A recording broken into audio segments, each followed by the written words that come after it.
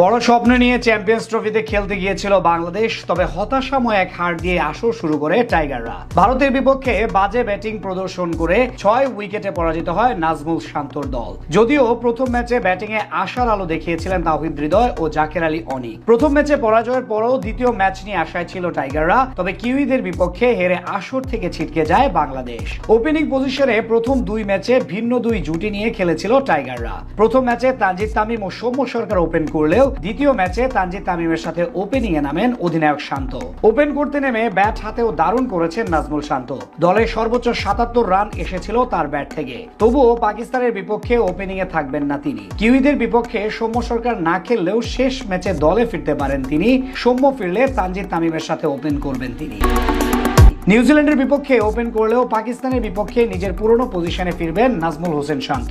সৌম্য সরকারকে ওপেনিং এ জায়গা দিয়ে ৩ নম্বরে ব্যাট করবেন তিনি। চ্যাম্পিয়ন্স ট্রফির প্রথম দুই ম্যাচে ৪ নম্বর পজিশনে খেলেছেন মেহেদী হাসান মিরাজ। প্রথম ম্যাচের মতো দ্বিতীয় ম্যাচেও ব্যাট হাতে ব্যর্থ হয়েছেন তিনি। এরপরও পাকিস্তানের বিপক্ষে ৪ নম্বরে মিরাজের উপরই ভরসা রাখবে টিম ম্যানেজমেন্ট। ভারতের বিপক্ষে ৫ নম্বরে নেমে শতক হাঁকিয়েছিলেন তাওহিদ হৃদয়, তবে কিউইদের বিপক্ষে এক ধাপ ওপরে ব্যাট করে তেমন সফল হতে পারেননি তিনি। ২৪ বল মোকাবেলা করে মাত্র ৮ রান করে আউট হয়েছেন তিনি। পাকিস্তানের বিপক্ষে শেষ ম্যাচে ৫ নম্বরে ব্যাটিং এ দেখা যাবে তাকে। প্রথম দুই ম্যাচে পুরোপুরি ব্যর্থ হয়েছেন মুশফিকুর রহিম। ভারতের বিপক্ষে ম্যাচে রানের খাতা খোলার আগে আউট হবার পর কিউইদের বিপক্ষে করেছেন মাত্র ২ রান, আর তাতে পাকিস্তানের বিপক্ষে একাদশ থেকে বাদ পড়তে পারেন মুশফিকের অনুপস্থিতিতে ৬ নম্বরে ব্যাট করতে পারেন মাহমুদুল্লাহ রিয়াদ। প্রথম দুই ম্যাচে ব্যাটিং এ সফল হয়েছেন জাকের আলী। ভারতের বিপক্ষে বিপর্যয়ের মুহূর্তে ৬৮ রানের ইনিংস খেলার পর কিউইদের বিপক্ষেও খেলেছেন ৪৫ রানের ইনিংস। পাকিস্তানের বিপক্ষে ম্যাচেও তার দিকেই তাকিয়ে থাকবে দল।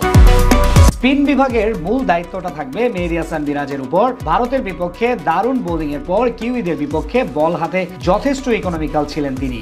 মিরাজের সাথে স্পিন বোলিং এ জুটি গড়বেন রিশাদ হোসেন। ভারতের বিপক্ষে ম্যাচের পর কিউইদের বিপক্ষেও দারুণ করেছে টাইগার পেসাররা। প্রথম ম্যাচে একাদশে না থাকলেও দ্বিতীয় ম্যাচে একাদশে ফিরে গতির ঝড় তুলেছেন নাহিদ রানা। প্রায় ১৫০ কিলোমিটার গতিতে বোলিং করে বোকা বানিয়েছিলেন কেইন উইলিয়ামসনকে। তাসকিন আহমেদ ও মুস্তাফিজুর রহমানও করেছিলেন দারুণ বোলিং। পাকিস্তানের বিপক্ষেও এই তিন পেসারে ভরসা রাখবে টিম ম্যানেজমেন্ট।